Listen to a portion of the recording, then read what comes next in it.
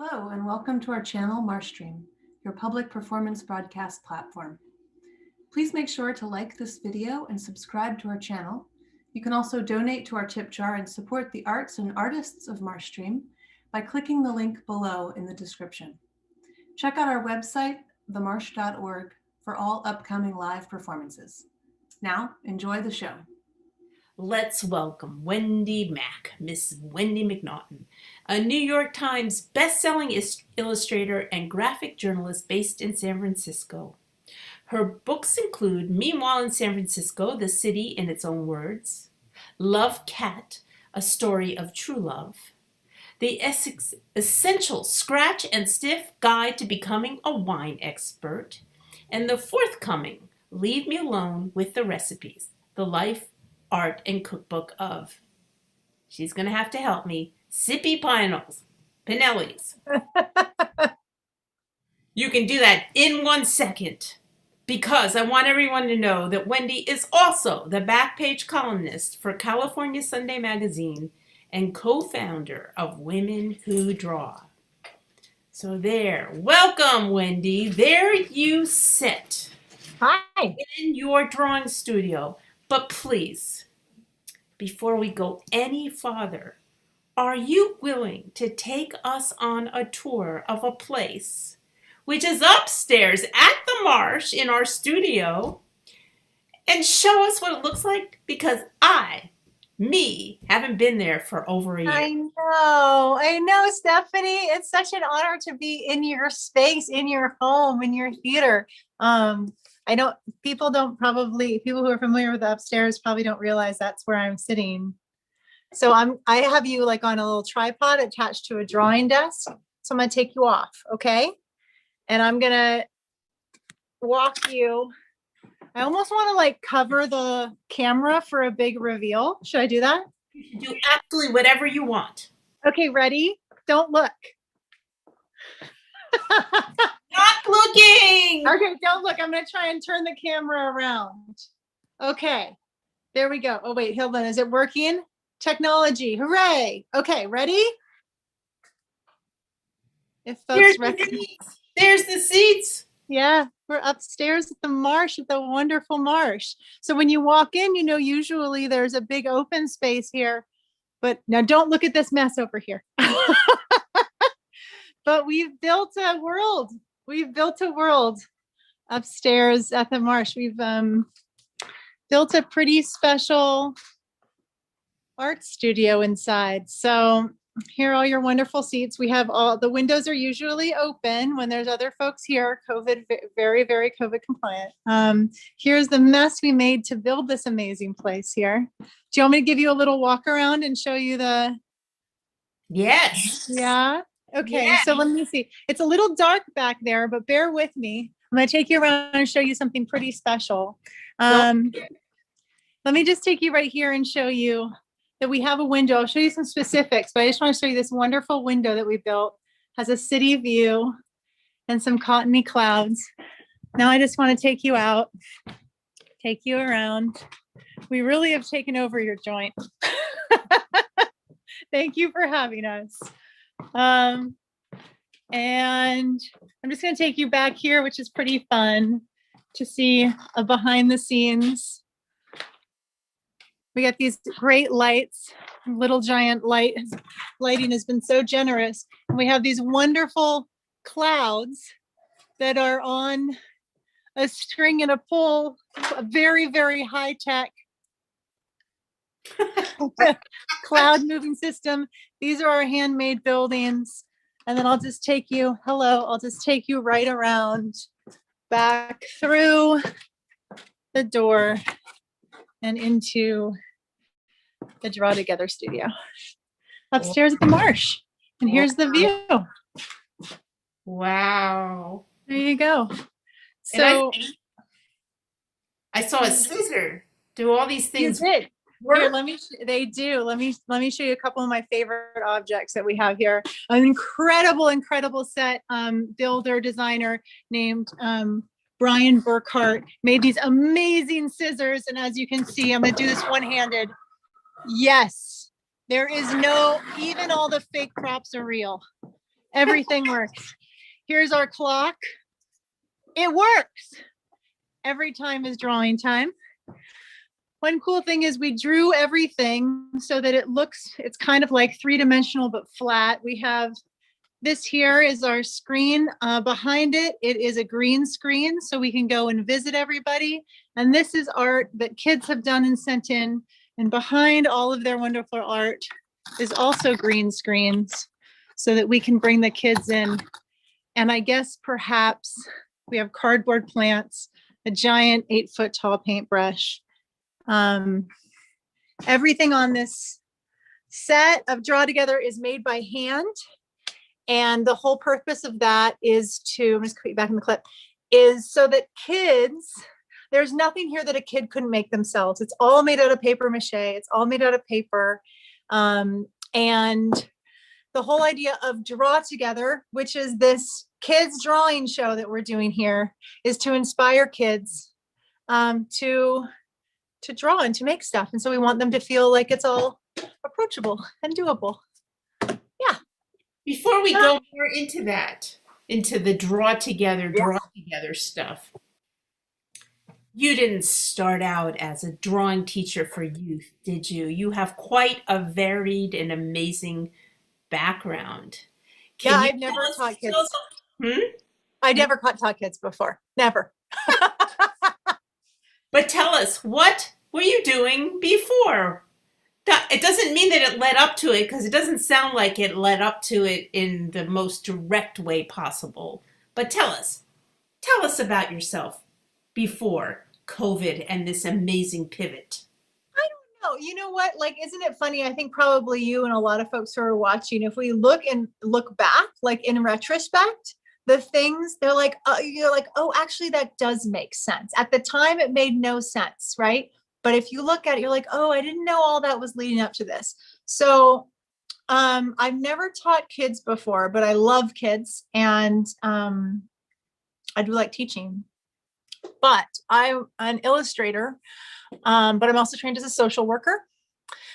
And like you said in my little intro, thank you so much for that nice intro. I am an illustrator who does books and magazines and newspapers, and I've done a bunch of books like Salt, Fat, Acid, Heat by Simi Nosrat, and I had a column in the New York Times for a while. Like, I've done a bunch of stuff, and I've always used drawing. I'm not that interested in making drawing be really beautiful and doing everything perfectly. I'm interested in drawing as an experience and something I draw from life. That's how I draw. I draw out in the world.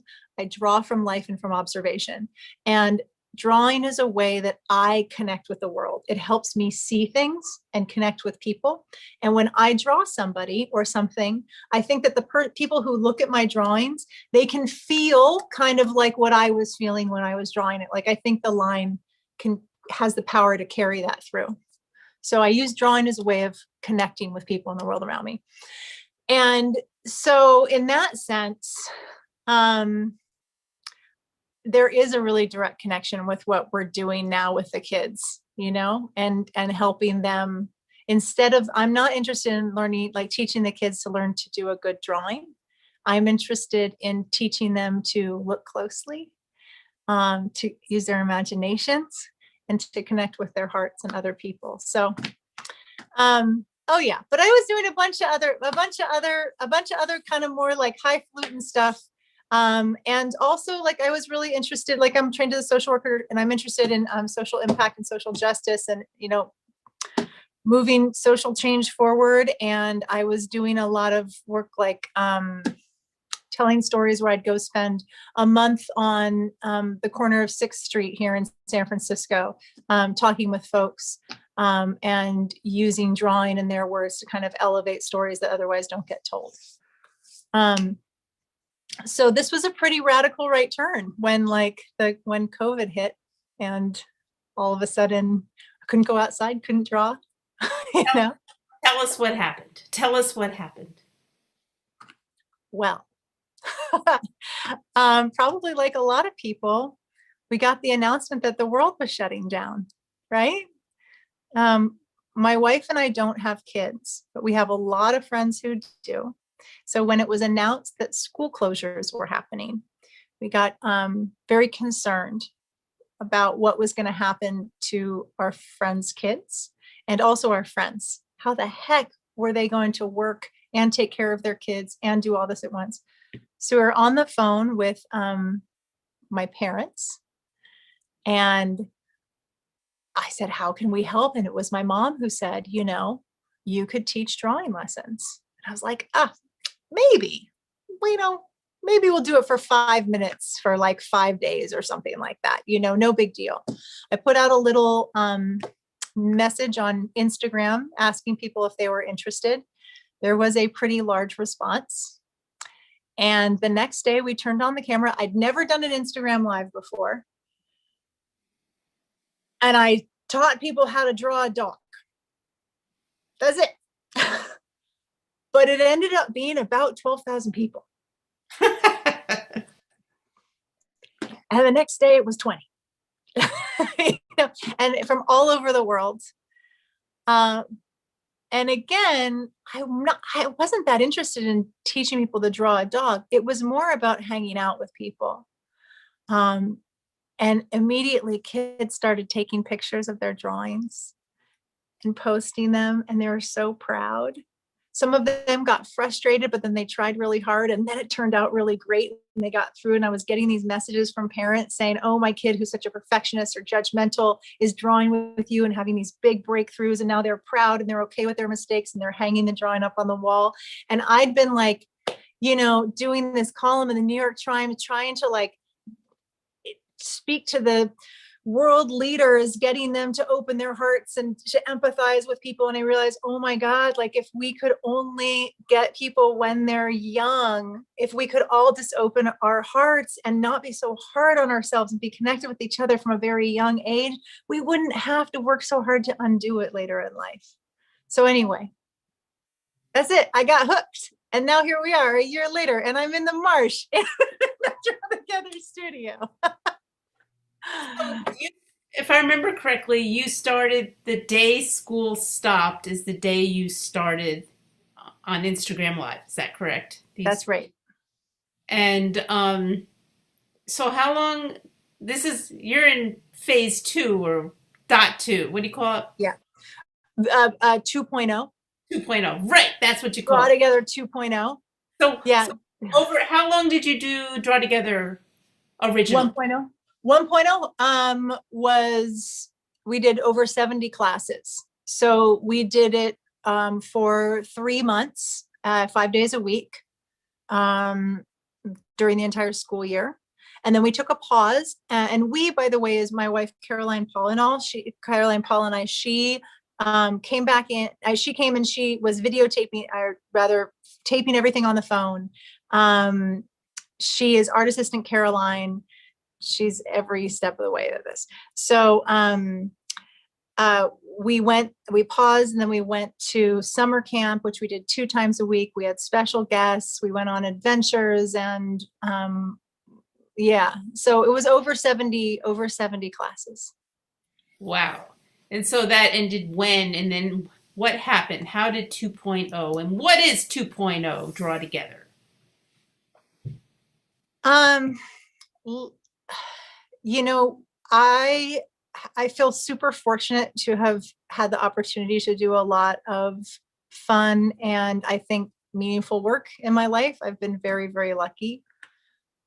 But the impact that this has had is far beyond anything that I've ever seen. And so it was impossible for me to walk away from it. I don't know if you've ever had hundreds of kids send their pictures smiling, saying like, look at my drawing, I'm so proud. It's pretty darn addictive. So we decided that we would make it the best that it could be, and I know that when I was little and I wanted to draw, I remember that my parents were very supportive of my drawing. One day I had this little workbook. It's like a little red workbook, and it had a picture of a kid on it. And he was sitting at a table, and there was like cookies and milk, and he was drawing. And I saw that and I was like, oh, like there's a space, like that's a real artist, like this 4-year-old kid, that's what I want to do. So I went to my mom and I said, I want to do this. And she was so great. She actually created that space for me. And so I've always held on to that as this feeling like all kids need a place to create art. They need a place where they know, like, this is my special place and this is my special time. And while not everybody can have that scenario, I think that now that most kids have screens, that we can actually create that here. We can create a space where it's supportive and it's loving and it's encouraging and it's creative and it's fun and it's silly and it's dumb and it's wacky and it's all that stuff.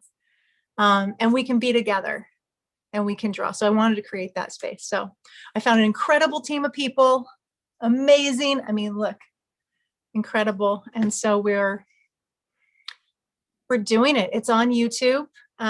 We started something called an art club, where every week we send out a newsletter that has the video in it, and it has like art activities and all this other fun stuff, supportive materials, interviews with folks.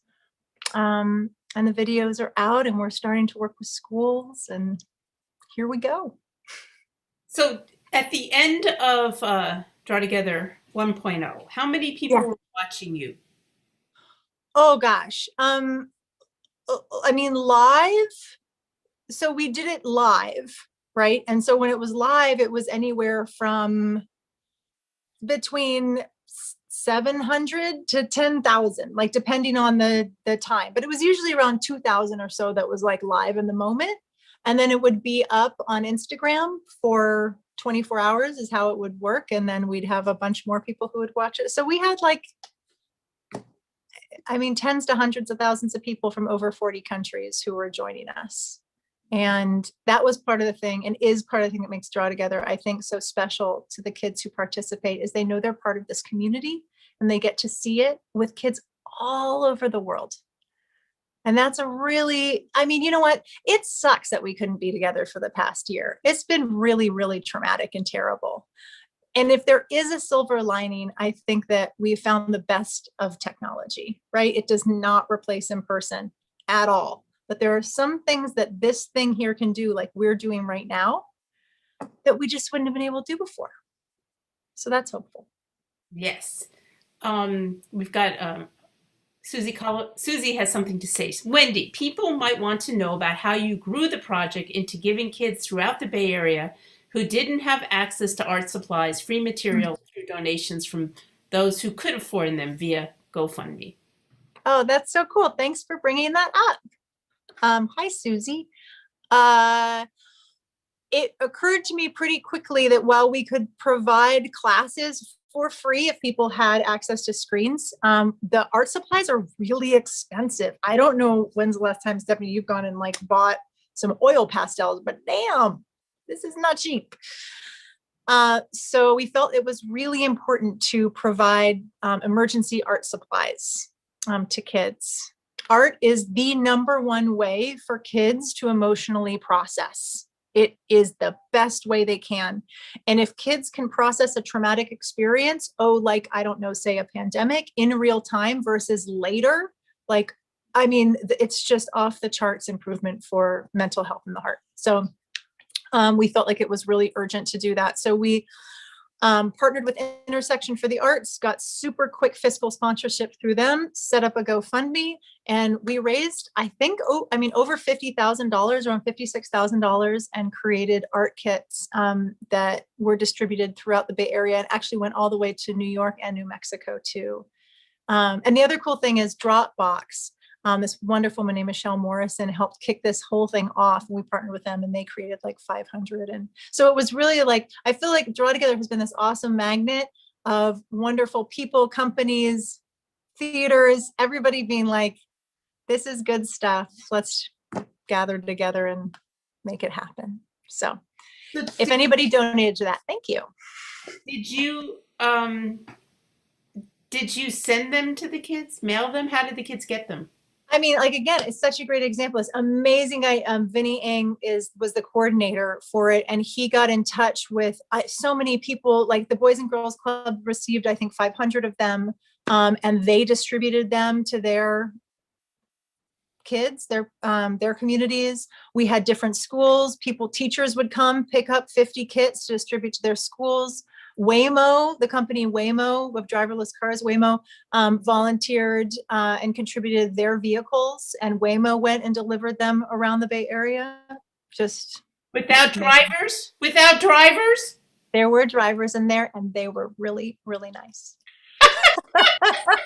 Thank you, Waymo. So, just how long was and is it the same format now? How long was each draw together class? This is so interesting. We thought that it was going to be 5 minutes. Then it went to 20, and then it ended up going to 40 because, as you can tell, I like to talk, and we just like to draw, and so we just keep going. 40 minutes. It's very long, especially when kids' retention. Everybody says their attention span is so short, but we went long. When we came to this 2.0, we talked to folks in Hollywood, we talked to folks in education, and everybody's like, they have to be shorter. 7 minutes, that's what you should go for. It's like, I can't do 7 minutes, but we'll try 15. So we did the first 4 at about 15 minutes, and there was an uprising. Seriously, and you don't want to be on the other side of a 6-year-old uprising. The kids were super upset that we had sped up the drawing. And as one parent put it to me, we're not watching a show with you, we're having an experience with you. So don't hurry us up. I was like, whoa, good reminder of what we're doing here. It's about the connection. It's not about watching. It's about connecting and doing. So we're now, we've changed it. Now we're at about 22 to 24, I think is where we're going to stay. So do we want to talk about what happened, or should we do a little video now of a short video of one of your classes? Either way, I'll totally leave that up to you. Okay, I'll make the decision. Okay, do it. Brian, let's do the video right now. We have a very short video about, well, can you tell us, what is it, Wendy Mac? I think, are we watching just a little bit of the episode that we were talking about before? Is that what it is? Yes. You're just going to see the first couple minutes, which is a wonderful intro created by an animator named Edlin Kaplong in Los Angeles. And the local musician Tao Win wrote our theme song. Oh, it's so good. It really captures the spirit of Draw Together, both do. And then you watch us kind of enter the studio. I think Suso is in this. Suso, I'm told by many parents that the kids watch, not for me, but for the dog, which I totally understand and respect. I do too. It's great. And you just get to see a little bit of the studio and how we start up. So let's watch it.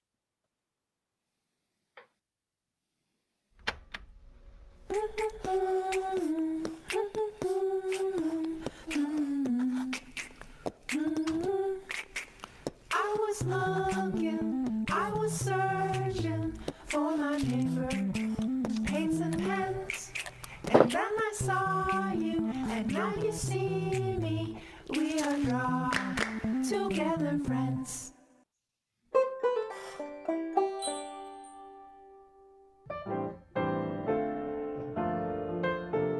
Did you hear that? Did you see that? We have a new theme song. We have a new intro. What do you think about that, Suso?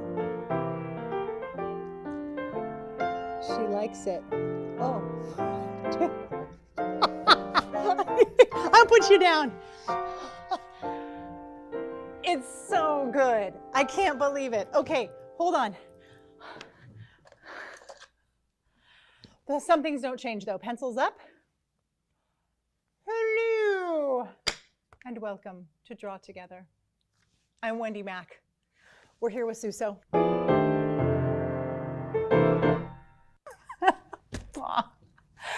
Our assistant Caroline. She's shy. And you. What's your name? I'm so happy to see you. Let's see. I see you in Galloway, Ireland. Oh, I see somebody in Tehran, Iran. I see you in Toronto, Canada. I see you in Los Angeles, California, USA. We're all here to draw together. But first, did you hear that intro? What do you think about going and meeting the person who actually wrote and performed that? Oh my gosh, let's do it. Let's call Tao Win.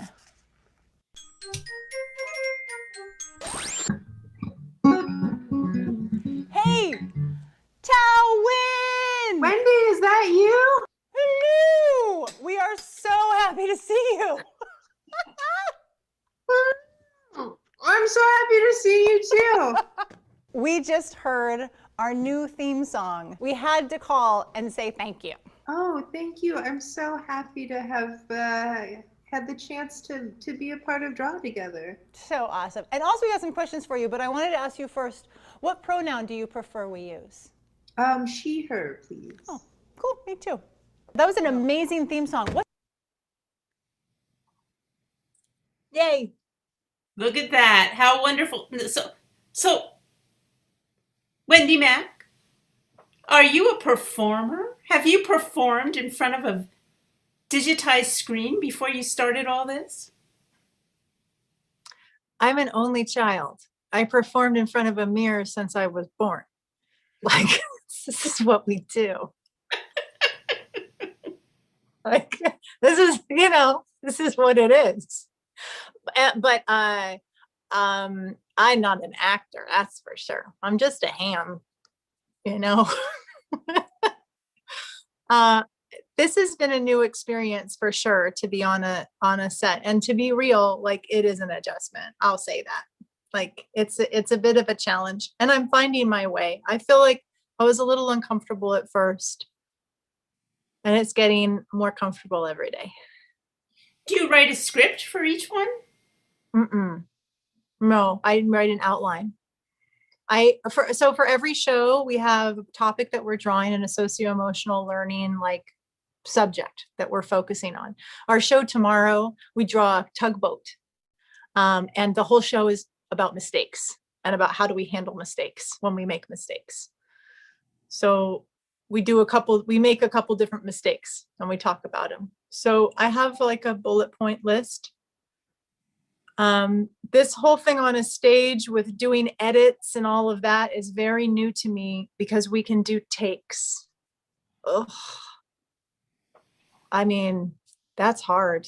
Like, to be able to do it again and again, is sometimes not as fun as I think just doing it. So we're trying to figure out some kind of middle ground. How do we perform live when we're doing edits? I don't know. It's like a whole thing we're just trying to figure out. If you got any tips, let me know. Well, so I know that the reason the Marsh is with Draw Together is because of our mutual producing friend, Jake Kornbluth, right? Who called or something. Yeah. And so tell us a little bit how this is all working in terms of, so you're not doing it live on Instagram anymore. You're producing it, right? Tell us a little bit about how it works. Well, so, I mean, Jake has been so great. He really started us off and kind of gave us a lay of land because we have not done any kind of this production work before. We've learned everything from the ground up. Like you just saw that video on the videos on YouTube, we're shooting everything here. It's just my wife, Caroline, and I doing everything, all the sound, all the video, all of the slating, all the everything. We have a wonderful editor that we work with, who's in LA.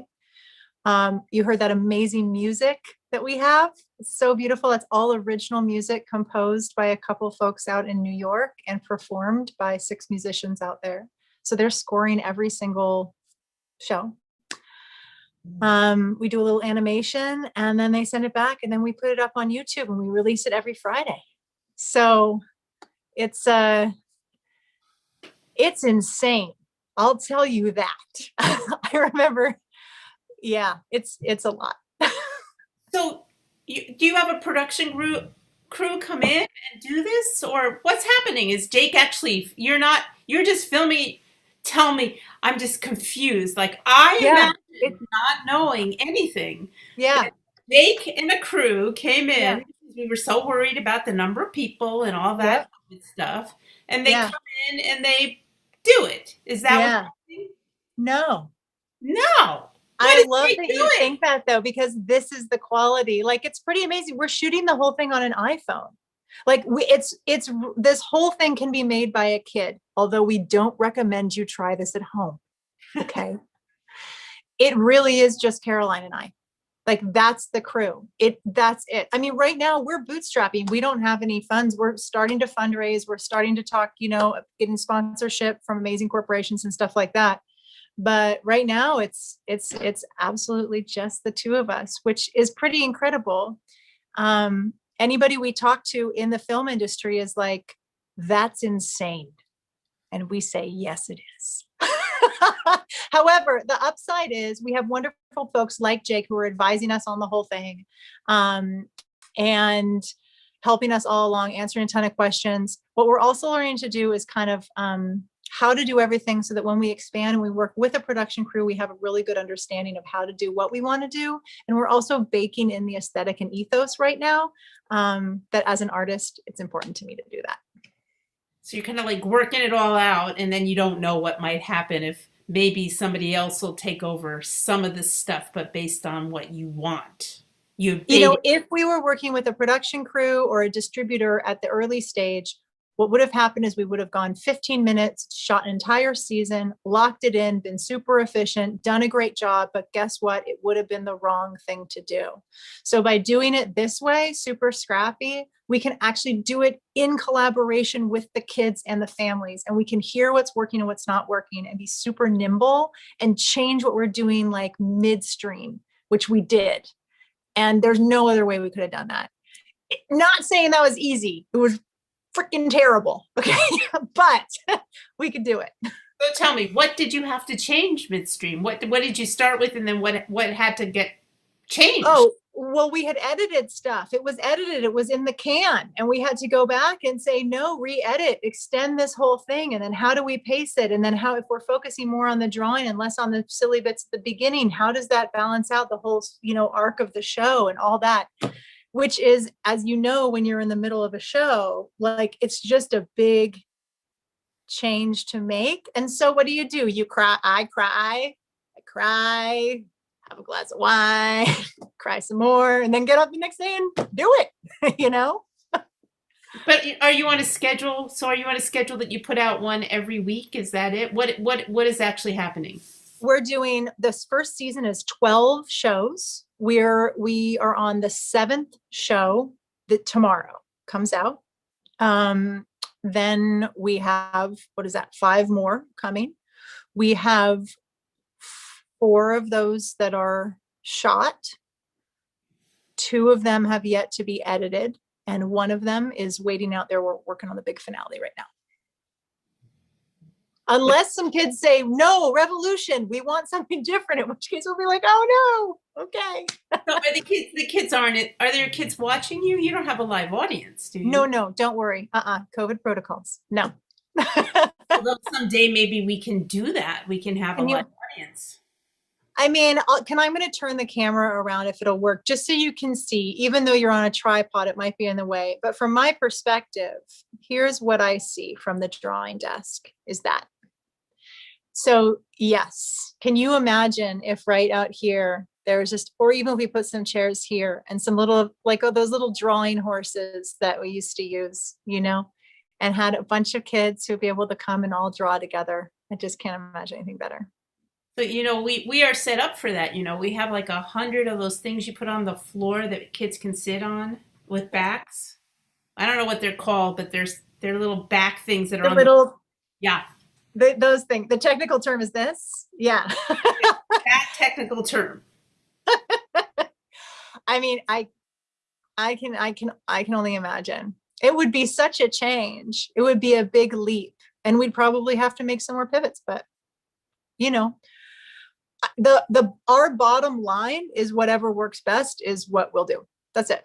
So our kids, how are you changing based on kids then as they watch it? Are you Great getting question. feedback? What's happening?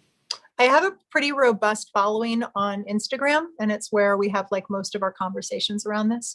So that big conversation where there was that uprising, I put out a poll with 4 questions on my Instagram stories and got over 700 responses. What were the 4 questions? Oh gosh. Are people watching this at home or at school? What do you like most about the new Draw Together 2.0? What do you like least, or what do you want more of in the Draw Together 2.0? What do you want less of in Draw Together 2.0? And is there anything else we should consider, or something like that? And so what kind of response? Oh, Longer. It was longer. And I was shocked because we had heard from all the professionals, all the people who know better, right, that we should be going short, which was a really good lesson that none of us really know what we're doing. Or each thing we're doing has a special set of circumstances. Yeah. And that when we're doing something, especially that has a kind of maybe social or heart impact, that we should maybe center the folks who we're talking to, right? Like that's who we should be asking the questions of first. So the kids, we got feedback from parents saying that some kids had ended class in tears because they felt like they couldn't keep up, which I can't tell you how much that breaks my heart to think that we created this safe space and that the kids felt left behind. Just devastates me. But we're trying to earn their trust back right now. And that's why you made it longer. Made it longer, making it slower, making it a little more casual, like this. You know, we all just want to hang out together. That's all we want to do. And so what percentage is drawing and then the lead up to things? Tell me like give me, exemplify just kind of a general show, what happens. These are such good questions, Stephanie. You knew this before, huh? It's about, what we're going for is probably about 70% drawing, 30% silly, right? Maybe 20% fun, silly. We have like you just saw in that little clip, Tao, who came and she talked to us about practicing on the guitar and how hard she had to practice to become a musician. So tomorrow, when Samin Nosrat, the chef of this book, Salt, Fat, Acid, Heat, comes on, you guys know, sneak preview, she comes on tomorrow. She talks about mistakes that she's made in the kitchen, and then we take that and then incorporate that into the drawing. So that's about 20%, and then 70%, 60 to 70% is drawing, and then 10% for like really talking to each other, like that. Wow. So I have a lot more questions, but before we do, we'll have more time. I think, shall we just do a drawing exercise now? I love it. I love it. So folks at home, we're going to do a little drawing exercise that we did in Draw Together 1.0 all the time. We've done it once in Draw Together 2.0, but I don't think we can ever do this enough. So can everybody go grab a pen and a piece of paper? I brought a sketch pad because I knew. Because you're a professional. No, I knew what I was doing. They didn't. You know what? Like, but people can use a sketch pad, but like we say in Draw Together, it does not have to be fancy. You can use the back of an envelope. You can use a ballpoint pen. All that matters is something. You can use a wall as long as it's your own, or your food, just as long as it's your own. And it doesn't really matter. So if everybody has a pen and a paper, I'm going to turn my camera down. It might be upside down, but it shouldn't really matter that much. Okay. So you're going to follow along with me. All right. Ready? Oh, I'm spotlighted. Okay. Hold on. Oh, shoot. It doesn't usually happen in class. This is where we would edit and be like, take 2. Okay. So I'm just going to, is this right side up if I'm like this? I don't. I don't know what right side up is. Am I doing a thumbs up or a thumbs down right now? Thumb is down. Is that a thumbs up or a thumbs down? Thumb up. Great. Okay, you're right set up now. So I'm going to hold this with my left hand. I am the tripod now, and I'm going to hold the drawing with my right hand. So I'll do my best. We're all just doing our best here. Okay, so everybody, we're going to do something that is called the heart spiral. This is inspired by the great cartoonist Linda Barry, who, if you don't know her, you got to go look her up. But if everybody could just draw a heart with me, that's it. See, like everybody's an artist. Everybody can do that. It's great. There's no such thing as a bad heart. Put your pen right here. And now just draw around the outside of the heart like that. But when you get to the center, don't close it off. Just stop right there, but don't pick up your pen. And now go around again the outside. And around the outside of the line you just drew. And you're just going to keep making a spiral that is growing outwards. And as we're going around, just keep your pen moving and don't pick it up. And every time you're drawing, you're just getting that line as close as you can to the inside line without touching. Really, really close in there. And now let's take some deep breaths while we're doing it. Go deep breath in as we go up. And deep breath out as we go down. And let's do it again. Deep breath up. And out. Now let's do one more big one around the outside. And then when we get to the end down the bottom, pull the line out to the side and stop. Pick up your pen. Look at your drawing. What do you see? Do you see a person with their arm out? Do you see a snail? Do you see a flower? Do you see whatever you see? Draw that. I see a snail. I'm going to draw a little snail. And it's smiling. And it has a little antenna.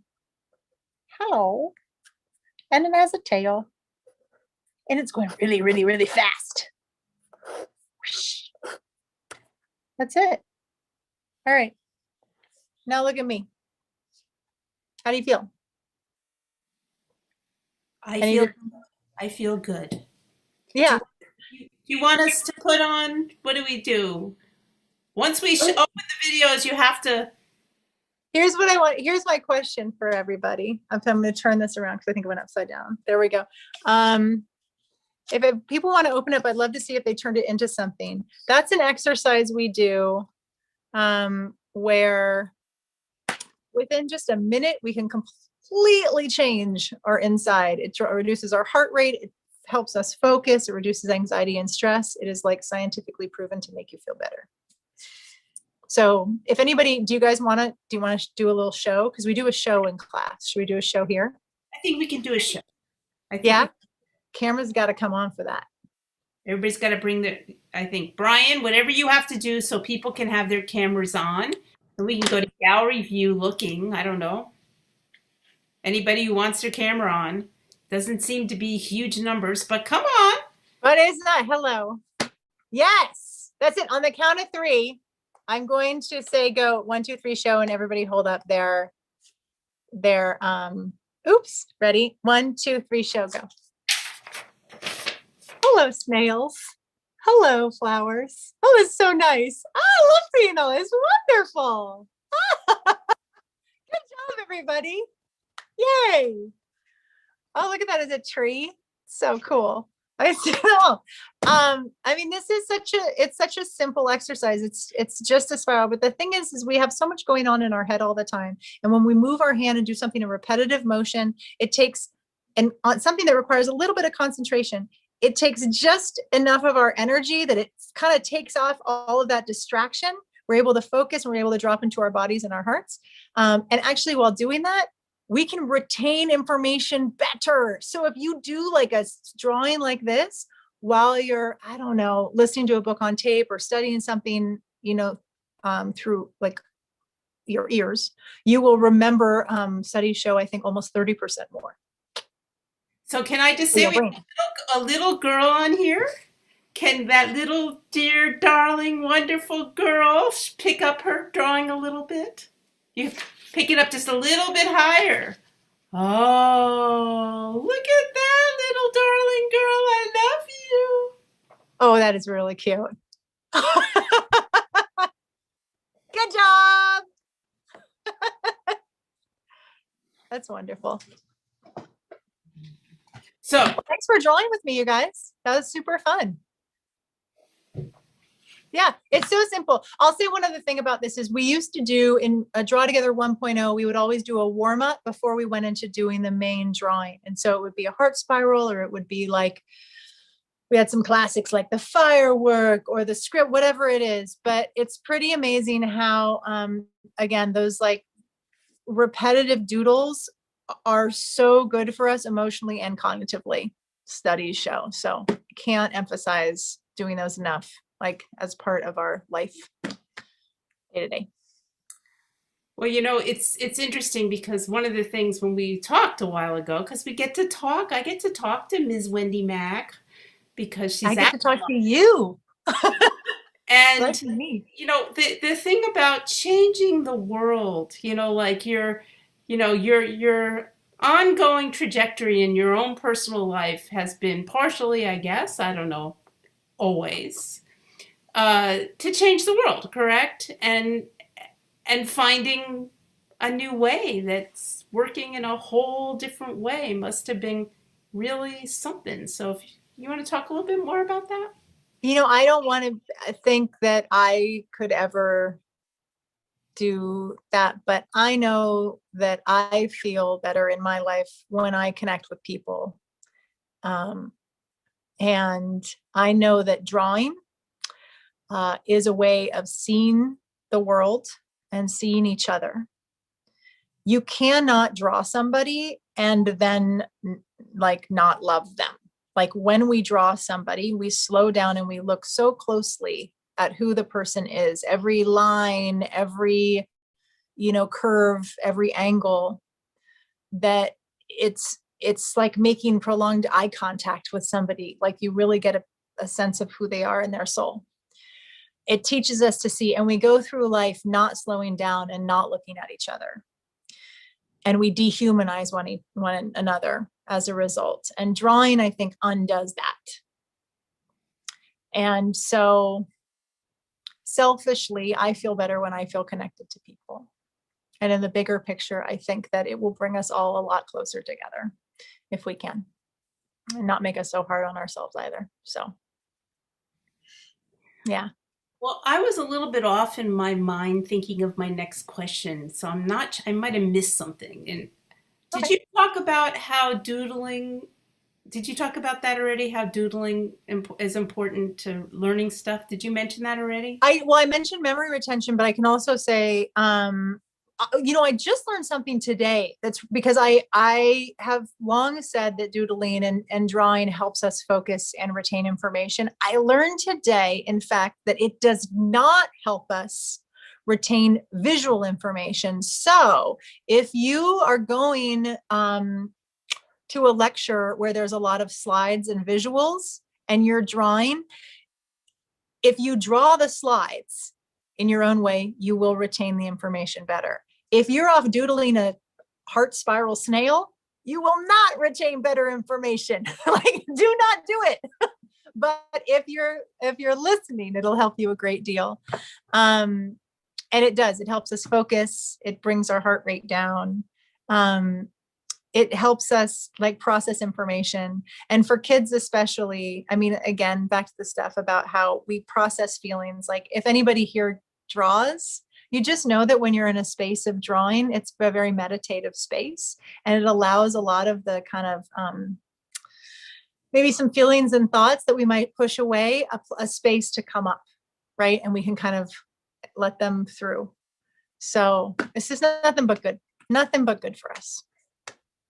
Remind me to do it more, because the big irony is that I'm so busy doing Draw Together, I have not had the best drawing practice myself lately, if you can believe it. Isn't that the way it goes? Well, speaking of that, I'm going to ask you something about money and stuff, but Okay. Can you show us from your, I think you have some of your books there. Can you show us a few of your illustrations? Yeah, I'll show you. When I talk about seeing people and about connecting with people through seeing, this is the best example of this. This is a book that it came out 2014, I think. Yeah, 2014. It's a collection of observational drawings that are done around San Francisco, but they're not just observational drawings.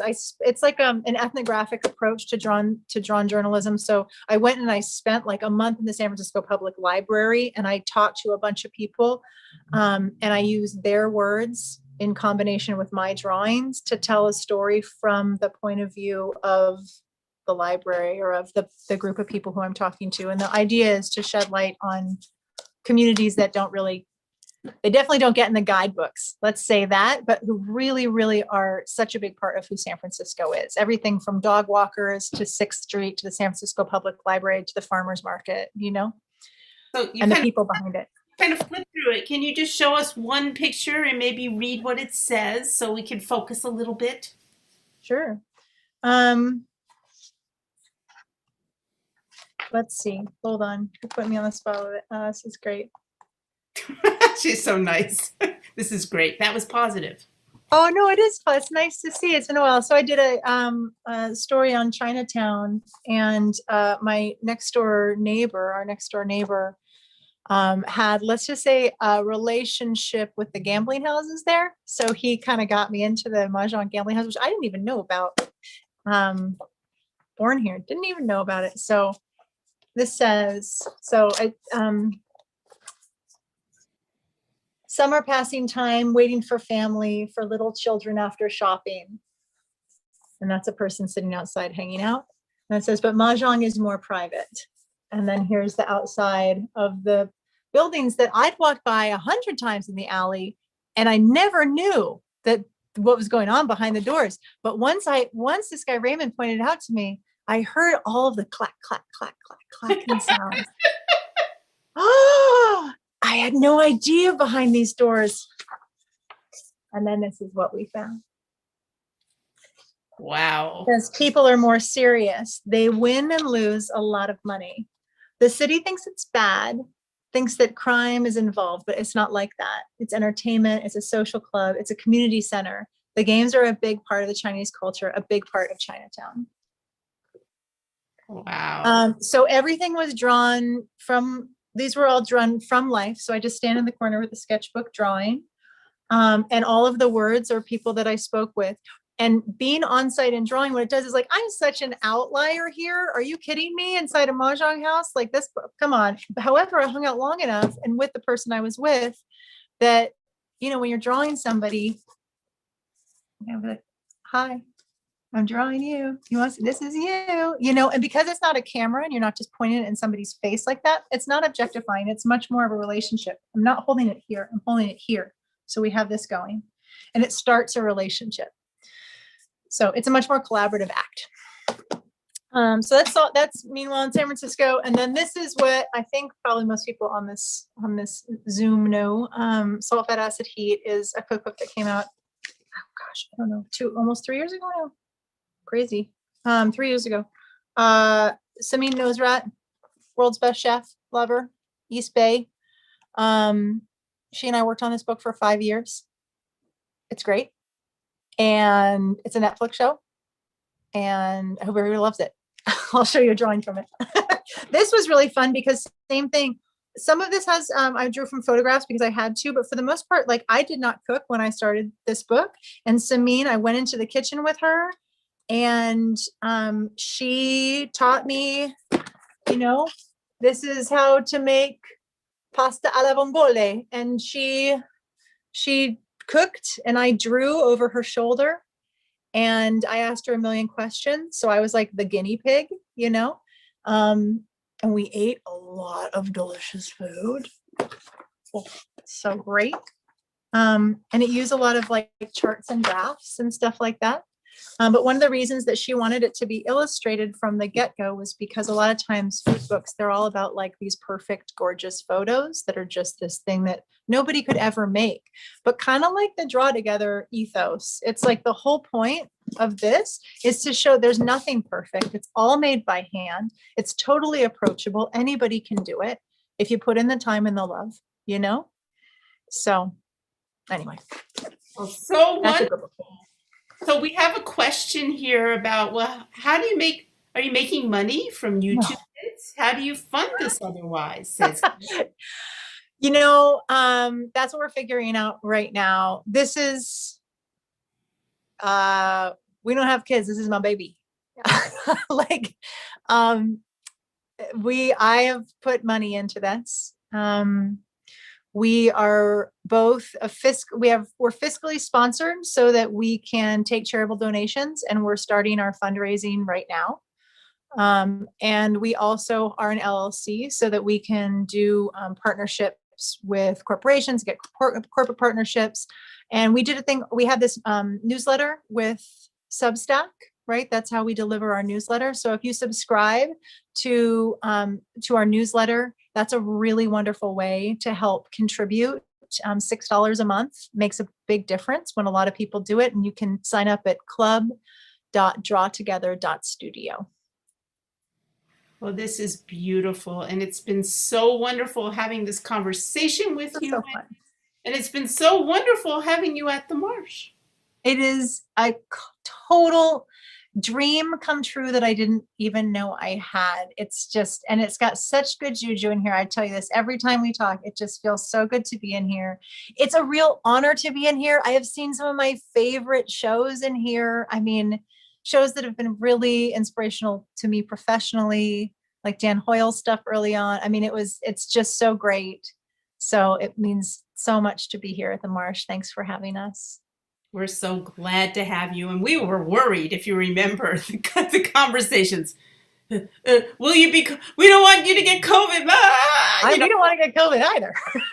All the scared things about opening the space up during this period, but so glad that you could use it when we're not. So thank you for that. And everybody, can you tell us that maybe Brian can put this in? Was it how to pay $6? What's the okay? So I'll say we have a donate button on our website. All donations are tax deductible, and that's super on it. Awesome, and we love that. And then if you want to join the art club, you get emails that like have art activities and interviews and special behind the scenes stuff. And you can sign up for that at club.drawtogether.studio. And are you still giving out any of those kits, and what were in them? Just quickly, because we do have to end, but we have a question. I don't have one here. The kits, they had paper, pen, pencil sharpener, fun eraser, paints, crayons, and colored pencils. And I don't think I have one here, but an activity instructional sheet that gave kind of all the basics of how a kid could learn the basics of drawing, and also a few activities, including the one that we did here tonight, the heart spiral. Wow. But are you still giving them out, or where are you in that? Oh, no, we're on pause with that, but we are developing a pilot school program where we're working with 20 classrooms across the country to use Draw Together in schools that don't have art programs or SEL-driven art programs, socio-emotional learning stuff. And we are hoping to also be able to provide kits. And into the future, I mean, we have big dreams. We would love to make some Draw Together art kits that would be a buy one, give one, so that folks who can afford one can also help other folks who can't. Well, thank you. This is wonderful. Thanks so much. This was so much fun. Thanks so much for hanging out. Thanks. It was like such a joy always to talk to you. And this is so special, your Thursday nights. Thanks for inviting me to be a part of it. Thank you for being part of it, Wendy. And